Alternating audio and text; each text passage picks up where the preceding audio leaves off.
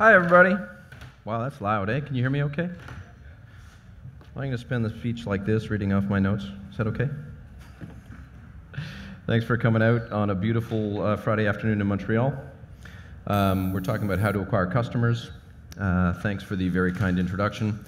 I work for a 45-year-old venture capital firm called Wesley Clover. I've been in the industry myself for about 30 years, which seems like an awfully long time. But we have had some success. We've had dozens of exits in the hundreds of millions of dollars. We've had a few in the billions of dollars. So that's us. Money falling from heaven. And we attribute this success to being completely obsessive about sales. Our model has always been understand some customer demand, recognize what's happening in the market, and start companies to deliver on that demand. That has been the model before my time. I didn't make it up, I adopted it, but it's all I've ever known, and it has worked very well for us. You have to be humble. So this also happens. We have had some disasters. Those disasters are typically when we were convinced that we had product market fit, we were convinced that we had sales, and they were just around the corner, and we continued to fund them, and didn't work out so well. Today we're talking about the transition in sales from what used to be, which is very traditional sales, to what we see now, which is just a fundamental change in the industry, and not just the tech industry, in every industry. So, as I said, we're a little different. We start companies from scratch. We want to understand market demand, and this happened previously because we were listening to people. There was this subjective information about the market, and that's a huge risk. Now we're much more focused on objective data. This is also universal. Right? We have funds in Mexico, we have funds in Shanghai, we have funds in Istanbul, in the UK, in France, in India, and it doesn't matter where you are. Customer demand drives success all the time. So that's what we're talking about.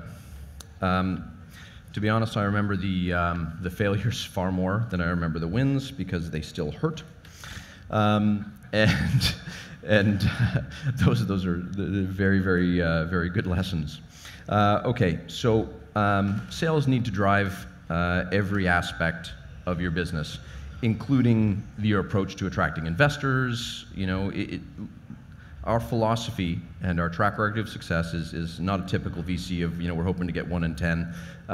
We expect 8 or 9 out of 10 of our companies to be successful. We do get a lot of base hits, but those base hits often roll into bigger companies as they understand what's going on in the market. So let's start here. There we go.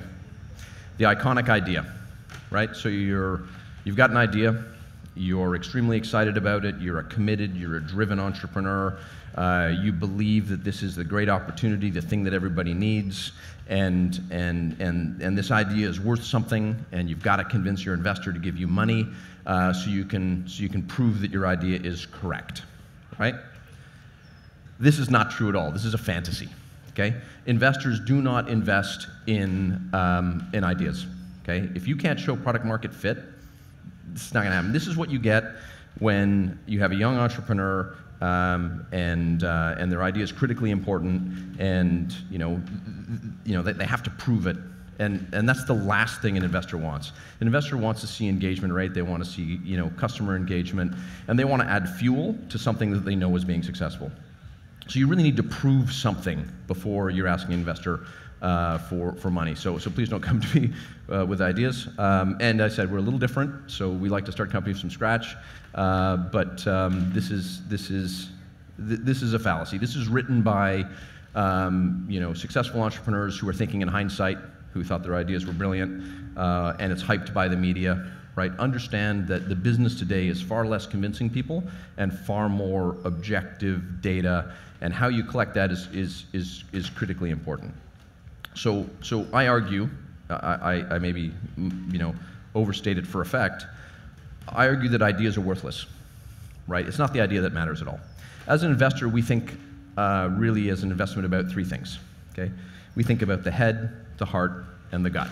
Okay? So the head is the idea, right? What it is specifically that you want to do. The heart is the commitment of the team, your belief that, you're together, you can work through pressure, you're committed to success. And the gut is the market. We think about the value of the market, and is the market really growing? And when the idea changes, can you change and adapt inside a growing market? If you think you have a great idea and the market's not growing and your idea is not quite right, you're in real trouble. If you're in a growing market, there's lots of opportunity in the market, you can shift, you can change your idea, and still be very, very successful. So 100% of the companies that we've been involved in change the idea. So the idea is not the value, right? The value is in the fit with the market. And you should be the first as an entrepreneur to abandon your idea based on the information you get from the market, okay? So very important to keep that in mind. Don't convince people of your idea, convince people that you can build a successful business. And those are very, very different things. So I made the switch from an entrepreneur to an investor about 10 years ago. I exited a successful software company. Just to give you a little flavor of how investors think, I joined the investment firm. It's an unusual investment firm. It's a family office, so we don't follow the typical rules of venture firms. I asked if I had a budget, to hire people and get offices and stuff like that. I was told no. I asked if I had a budget to make investments. I was told no. I then asked if I could make this specific investment that I was really excited about. I was told no. So I wasn't quite sure what I was supposed to be doing at this venture firm. So I started this organization called Alacrity because I had one asset, and that asset was access to customer demand. We had a big previous portfolio. Some of them were in the billions of sales, and I could go around the world and I could understand market demand. One of the reasons we have funds around the world is actually to understand market demand. So when I'm talking about a local opportunity, I can test that opportunity with our other funds around the world and determine if it's a global opportunity. So I used that to convince the government to give me funding to start up projects with university grads based on known quantifiable demand, right? I was on a tight budget. So I used the one thing I had, which was access to customers, and graduates who had no business experience to build product and take it to market. So I acted like a CEO across 10 companies, which was exhausting, but it was also exhilarating and a lot of fun. And today, during the introduction, they mentioned it, that portfolio produces about $40 million in annual recurring revenue and is worth well north of $100 million. So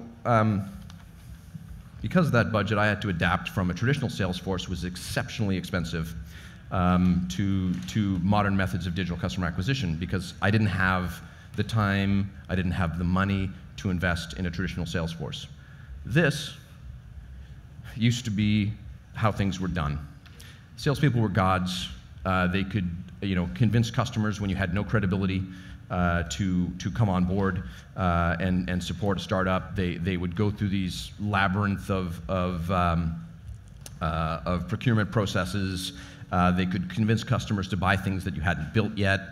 When I started in the business, these were the people that drove the value of the business, no doubt about it. In some cases, they were expensive to the point of being ridiculous. We would expand into a country, and we'd hire a salesperson. That salesperson would write lots of reports about how awesome they were doing, but never land any sales. And then it didn't take long to work out, as 6 months goes by, that actually all they're working for 15 different companies, and all they're doing is writing reports about their customer engagements and how well things are going, and never landing a sale, because their full-time job is convincing foreign people to give them money to land sales, which they never land. So it's an absurd landscape, and it has changed completely. We had to go to market this way, and now our fund has completely abandoned this approach in favor of this. So if you're not coming to an investor or your mentors, your advisors, with something that looks like this, we're not particularly interested, okay? What's in the funnel? Who's coming to the funnel? What's happening in your funnel? How are you getting leads into the funnel? How are you converting them? This is the way the world works. Metrics drive everything. We used to trust people in conversations. I used to listen to customers and try and understand the demand. And there's so much subjectivity in that it's it's exceptionally dangerous to guide your business based on the opinions of a few people, when it's so easy to determine what they're actually going to buy when you have the entire world accessible to you to get feedback. If you don't believe me, let me make my point a little bit more clearly. This is from an infographic that we launched a little while ago. You can find it on our blog. 80% of unicorns, this was the conservative cut. Everybody wanted to argue me about what really was primary digital customer acquisition. I'd put it north of 90%. So I picked unicorns not because they're a big super popular thing that everybody's excited about, but because as a group, they're less than 10 years old. The first unicorn was only 10 years ago. And by definition, they're successful because they're worth more than $1 billion. So if that group predominantly go to market with digital customer acquisition, and they're completely disrupting every major market, whether it's music, whether it's transportation, whether it's software, then if you're not doing it and you're trying to compete with people in a traditional way, you're just not able to compete. So well, I think that makes the point. All right. So what is it about digital customer acquisition, and why are we excited about it? So this is typically where it starts. We're predominantly a business-to-business fund. We don't do a lot of consumer, so forgive me for favoring the approach to business-to-business. But business-to-business is a little bit more complicated with respect to customer acquisition. Most people who are in consumer understand they need to do this kind of thing. But a Google search is high intention, and you need to think in terms of who's buying and are they high intention. So if I'm taking the time to type in something, I'm very clearly interested in it. So you want to look for things that are high intention if you're selling that kind of product to a high value target. And there's some tricks in here, like the autofill. If I start typing things in and it fills in for you, there's a big crowd there. Guess what? They're telling you what they're searching for. Look at the prices of Google AdWords, right? How many people are buying them? There's a whole pile of amazing information there to tell you what's happening in the market and how many people are looking for the thing that you're doing. Now, not to discount consumer business, because I know people do very well in that, this is traditionally low intention. It's noise, right? That's not to say you can't get a lot of clicks. There's a lot of people on there. You can do lots of cool things. Lots of people are interested. They see it. They click on it anyway. So there is substantial amount of value in taking this approach, but typically not for a high-intention type audience. If you're selling SaaS software to a business, or you're trying to convince insurance companies, or you're offering a marketing automation system or something like that, you're typically not taking this approach. You're typically targeting more like Google AdWords and stuff like that. And there's many, many different ways of doing this kind of high-intention type stuff. So this is what happened next. So I mentioned infographics. Another sort of high intention, it's your audience. They want to pay attention to certain topics. So you're doing content marketing. You're finding ways of generating traffic. Once you're generating traffic, which is where it all starts, right? Of course, it has to be qualified traffic, but I'll get to that. You don't even have to spend money actually having a product. This happens. If I can see, even as an investor, if I can see that you're interested, and I can see that you're willing to put your email address in and say, hey, by the way, I am interested in this thing when it comes along, that shows demand. You haven't even built a product yet, and you're demonstrating demand. So you can test very cheaply with Google AdWords, thousands of dollars. You can test the landing pages, the content that you're creating. You can build infographics. You can generate the traffic, and you can take it here, and that can demonstrate demand long before you've ever spent tons and tons of money proving your product. And some people would argue that. What do you mean I don't have a product? How can I drive people to a product that I don't have? That doesn't make any sense. If you're building the product, do this anyway so you understand how your customers are connecting to you. Do this anyway so you can understand what the conversion rate is. Getting an email is a type of conversion rate. They're interested. That's a very high intention target. That's a great thing. And investors will recognize that. So you haven't built the product yet. You're telling me your dream. You're telling me your idea. Not that interested. You say, I picked up 10,000 emails from people that are interested. They gave me my email. They're looking for updates. That's a demonstration of demand. That's real, right? And I can work with that. Some people often argue with me about whether or not you can demonstrate demand before you have a product. I like to use this as an example. There's entire businesses like Kickstarter, Indiegogo, that are able to promote and collect dollars on products that might get built and products that might work. This, of course, is a completely ridiculous example. The guy's making potato salad, and yet raised, I don't know, $50,000 or something completely ridiculous like that for potato salad. So it's very real. And once you have traffic, and once you understand, your conversion, you want to check the engagement rate. Be aware of what the engagement rate is. Think of it like you have a on-ramp. And as you're tracking the on-ramp, there's barriers. And how do you get over those barriers? How do you smooth them over? And sometimes they're not obvious. We had one company that had the last stage was signing the license agreement. And the license agreement, everything stopped. And they analyzed it, they ran their process for 3 or 4 months, and they couldn't get over that barrier. So they removed it. And they just said, well, it's a trial. And once the people got on the trial, and then once they got working, it removed the barrier.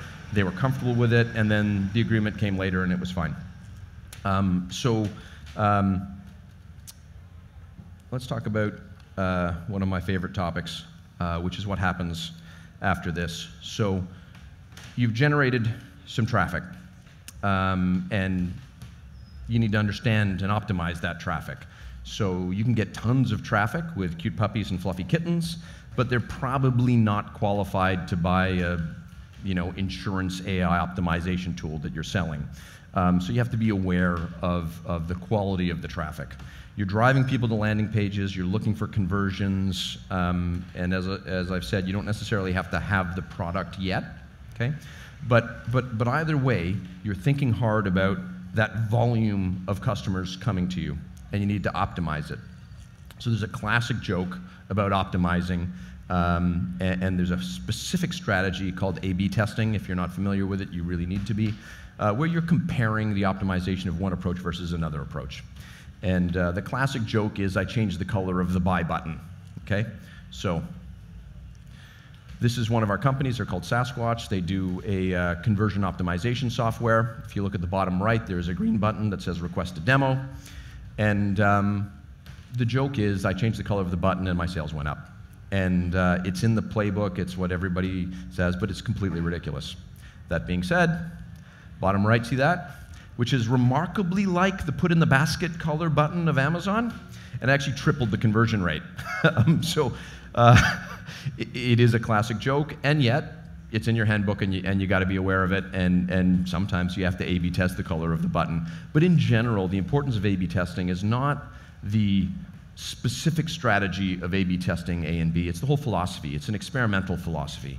You have to think in terms of, I don't know what's going to work for my constituent community. So my set of customers is different from somebody else's set of customers, and what works for my set of customers and what my customers engage with me is going to be different than whatever happened before. So you think about your approach. You've got traffic. You can do something with traffic. If it seems to be working, you can double down on it. You can buy more Google AdWords. You can, an example, this company in particular did really well in Quora. They were answering questions. If you're reading questions about your topic of interest and somebody's taking the time to answer it and taking the time to genuinely contribute to the community in a helpful and informative way, your constituent community goes, well, what do they do? And they start looking, and it drives traffic to the funnel. So beware the playbook. Along comes, so I've convinced you, you need to spend a lot of time doing digital customer acquisition. I've used the words and they make sense, and you talk to somebody that also uses those same words, and you're like, that's my person. That's the marketing person that I need on board. And they convince you that they have the playbook. There is no playbook for your business. It is specific to your constituent audience, and it's always different. Don't run a playbook with somebody who's convinced that they're right. Because if they're not experimental, they'll miss everything about your customer that matters. So it's very, very metric driven. You're looking at the funnel. You're looking at the conversion rate of the funnel. An important way of measuring, if you're changing metrics all the time, you're changing things all the time, you're A/B testing all the time, you can't really track results because you don't know what changed that drove the result. So think of it like a cohort. I'm going to run this for a month. What's my result? So I can genuinely get enough traffic through it and measure it. Then I'm going to make changes. Not too many changes, because I got to run a cohort for a month. and try to understand what happened. What was the conversion rate? What was, sometimes you overpromise a little bit, your customers read the language a little bit differently, and when they get into the product, they quickly determine it's not what they thought it was. You effectively overpromised, and suddenly you get a really high churn rate, which investors quickly go, I don't like that business as much. You're losing customers. You're good at getting them on board, but you're overpromising.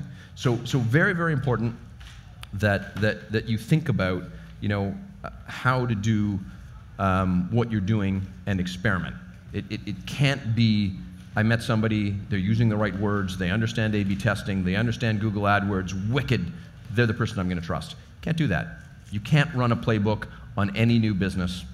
And even then, even when your playbook looks like it's working, you have to constantly re-experiment and see what happens. Because what happened 6 months ago, the market may have moved on, and if it didn't work 6 months ago, maybe it'll start to work now, right? So be aware, there is no fixed playbook. Now, we do have a handbook of things that we encourage people to try, but the experimental mindset is what really matters, okay? Other things, this is kind of a controversial thing, which a lot of my co-investors disagree with. I think of my customers as anonymous.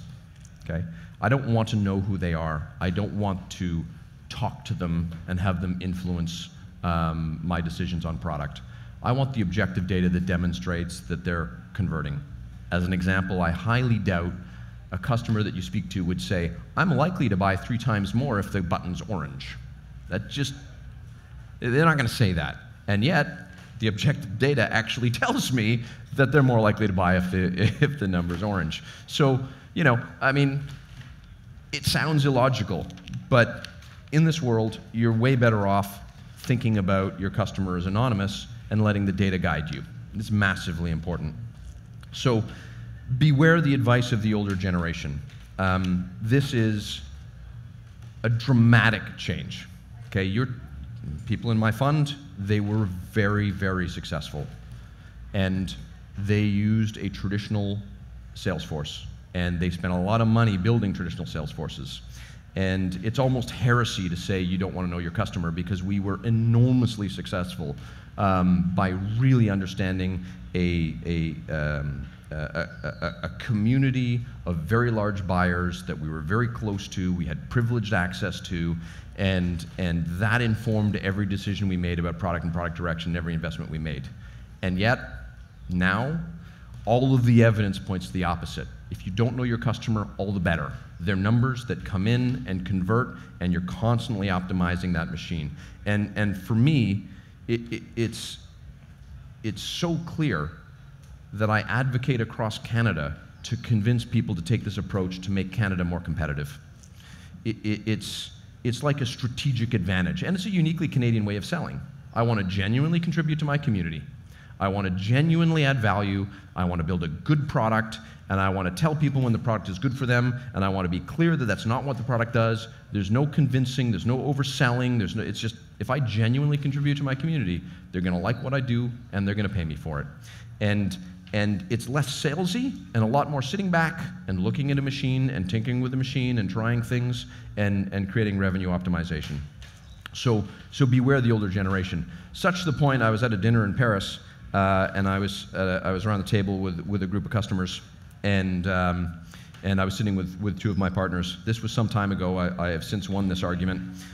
But we went all the way around the table, and everybody said, this is the only way we go to market. If we try to build traditional sales channels, we get killed. Went all the way around the table. Everybody said the same thing. And then my partners who are older than I went, yeah, you're half right. All table, 10 successful companies all say the same thing.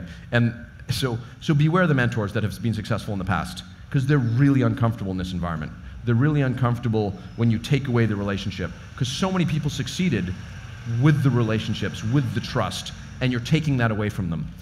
So many people who have been successful in the past they're comfortable in this environment of relationships, and all of that has changed in a very short period of time. And it's not just a tech industry, it's dramatic across the entire, every industry. So beware the advice that you get about, I'm going to call that person, or won't it be great if you meet this person? And I have a few great examples of that. And this is not just digital businesses. So let me give you an example. This is a friend of mine. Well, so that person's not a friend of mine. The person that owns the company is a friend of mine. It's called Stallfish Medical, based in Victoria. I was at the Banff Venture Forum. I work on encouraging companies to go to the Banff Venture Forum, and my friend Scott is speaking, and I ask him how things are going, and he says, "Awesome, tripled sales." Now, this is a custom medical device manufacturer. He has 20 customers. All 20 customers are personal friends. He knows their cell phone number. He probably knows the name of all their family members. Every job is custom quoted. Every design is custom designed. It's a custom medical device manufacturer. There are only 20 customers, period. He created a blog. He turned to his engineers and he said, okay, I got 20 engineers. Once a month, give me something. Tell me what you're working on. And if you could not get a more mono sales environment, right? What are you working on? What's good for your business? What can we do? Okay, great, we'll quote that. I mean, it is the most sales intense, personal driven kind of business you could imagine, with everything being custom quoted. He gets his engineers to write one thing a month. So every kind of work day, there's another thing that comes out, like, how they use silicone to not irritate the skin, or how they microsize batteries, or all of this really highly technical stuff that matters in his industry. And what do his customers do? How is it possible that when he speaks to every one of his customers on a regular basis, he triples sales? This digital customer acquisition strategy, they read about what he's writing about. They get ideas about what he can do. They maybe, when they're thinking about a project, they think these are the guys to do it because they have some expertise that matters. And the net result was he tripled his sales using digital customer acquisition methodologies. It works in every industry, and if you're not doing it, I certainly wouldn't invest. Even the language of investors. If you think about the language of investors, what's your monthly recurring revenue? What's your growth rate? What's your churn rate? Those are all metrics about digital customer acquisition. So critically important that your entire mindset is focused on that. And it does take time. You will not get immediate results. This takes probably like a year. So you might start off by talking to your market and understanding that you have some customer demand, and understanding that you've got some people that are interested and can buy the thing, and you start doing a blog and nothing happens, right? Stay at it, because you can't scale by talking to people and convincing them to come on board with your product, right? So, and investors know that. So, if you say, I've proven product market fit, I've got people who have a willingness to buy my stuff, wicked, awesome, how are you going to scale? You're not going to scale by hiring a sales force because you can't afford it. You're not going to scale around the world by, hiring, salespeople in every country. Can't afford it. Your product becomes too expensive. You want dealers. You want to triple the price of your product by having a salesperson pay commission, having a dealer take a commission, having the dealer salesperson take a commission. It doesn't add up, right? So it takes time.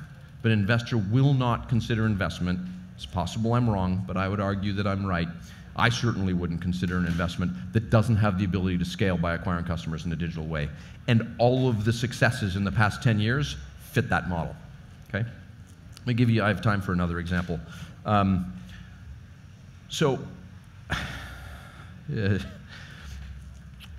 This is an ad, you can see it circled over there, for one of my companies. I use Sasquatch again because they're in the kind of conversion optimization space, so they spend a lot of time talking about this. So that ad, was retargeting, via Google AdWords. Somebody read something, we choose to retarget them, and that probably $1.50 ad outdid, 10 years worth of relationships. So we have a company in our portfolio. It's called Mitel, multi-billion-dollar revenue company. My father's the chairman. We know the CEO personally, very good friends with the CEO, with the CFO and COO. They worked in previous companies of ours. Total access to the management team. And we would say, this is something that's probably interesting to you. You should probably be working with this company because you should be optimizing revenue, and we think you should work with them. They'd take us to, the chief marketing officer or the chief revenue officer. We'd have a conversation. There'd be some interest. Wouldn't go anywhere. For years, we tried. That $1.50 ad came across the desk of the director of marketing that was responsible. Had no idea of our relationship, had no idea that we were an investor in that company and an investor in Mitel, and saw it, understood that it was something they need, reached out, talked to our normal 15-minute increment conversion people who got them onto a trial and converted them. So the chairman of the company did a worse job getting the sale than a $1.50 ad. And this was absolute business to business, large volume, $20,000, $30,000, $40,000 a year kind of sale. Because the person that makes that decision, they want to own their decision. They know their job, they know what they're looking for, they found something, it was easy to acquire, it met their criteria. They don't want their director of marketer to be the win. They don't want their chief operating officer to be the win. They want to own it, they want to win. So they converted themselves, even though we had no hope as a founding shareholder. So I got 5 minutes. I got time for more examples. So I'm going to put this one up just for now because that's me and I want to say thanks. But I got a couple more examples because I have a few minutes because I don't know, do I talk fast? Is everybody following me? Maybe I'm going at way too fast. Okay, let me give you another one. So I had a company that chose to disagree with me. I mentioned I was concerned about mentors, and that the mentors, can be from an older generation, can be, have been enormously successful, and they deserve a huge amount of respect, but at the same time are thinking about going to market in a different way. And they chose to listen to them, and to not to me for a period of time. And it's a very interesting company. They collect analytics on mobile networks, and they sell that information to phone companies. At the time when they chose to argue with me, they didn't have any sales. I shouldn't say none. They had some custom revenue, but it was not scalable. And we have a long history in telecoms, so we have lots and lots of experience in that space and lots of connections. And they were taking the old school approach of using our connections to talk to customers and trying to convert those customers. And we didn't get a single sale. And I'd spent maybe 6 months convincing them that that was not the approach to take. And instead, they chose to listen to people that were more successful than I was, admittedly, and had a huge track record in that space. And instead, they continued down this approach of knocking on doors and talking to people in senior positions and convincing those people to buy product. The people they were talking to were not the people that bought product. They were the people who convinced people beneath them to buy product. And again, zero success. So I threatened to stop funding them. I'm normally a very nice investor. I'm normally very encouraging. I'm more of a coach, and I ask lots of questions. I try to follow best practices in that respect. But I'm an investor, and I do have to be responsible for the quality of my investments. And I do have the right, very politely, to say I'm not going to fund you anymore. So that's what I chose to do in this case, unless they took a digital customer acquisition philosophy. Now, in this case, digital customer acquisition is to very, very large companies, so it's not Facebook ads. It would be very high intention, meaning you really need somebody who is highly qualified to spend a lot of money on this thing that they're selling, which are very complex reports on telecom infrastructure. And they started following my advice. 12 months goes by. First 6 months, they started getting a lot of leads coming from the ether. Fabulous. They started writing reports comparing different carrier network performance. If you want to get a carrier's attention, tell them they're not doing well in their network and do it publicly. And if they're doing really, really well and you want their attention, tell them that they're best in an area, and guess what? They're going to work out very, very quickly that you have a big set of data that they want to use to either understand why they're not performing or why they're performing, especially if it's not what their CTO or their engineering department are saying. So the net result was, a year ago, sales were 0. Last month, they were 1.7 million in annual recurring revenue. This month, by the end of the month, with the deals that have been signed, it'll be 3.2 million in annual recurring revenue. So I'm happy about that one. I was very nervous a year ago, but now they're doing fine. So again, it's one of those things that it may not be obvious when you have access to 20 or 30 highly qualified customers and you can reach out and talk to them, you're convinced that you don't need this kind of strategy. You're wrong. If you're not going down a track of digital customer acquisition, you're unlikely to get investment. I'll give you an example specifically on that, because I got 2 minutes. So I can give you another example. Is that okay? All right.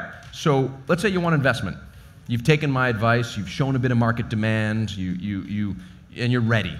You have a little bit of monthly recurring revenue. Your customers aren't churning quickly, or they are, and you're fixing it, or you're buying Google AdWords and you're getting traction, all that kind of stuff.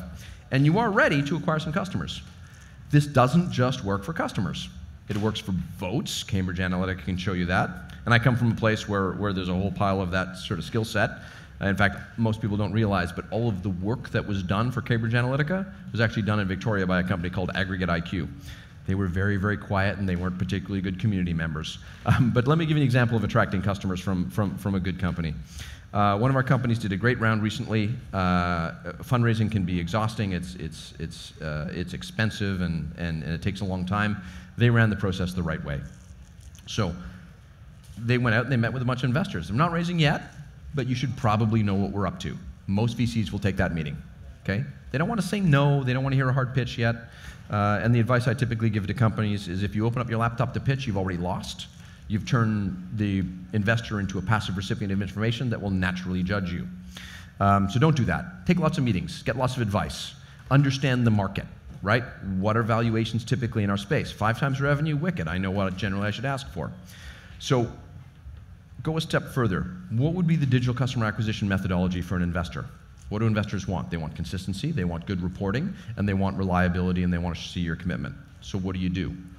They met with the investor. Every month they followed up. Just want to let you know what's going on. Here's an investor report. If you were an investor, you'd expect an investment report from a company every month. What's going on? They basically did that with some key parts taken out, and they said, here's an update.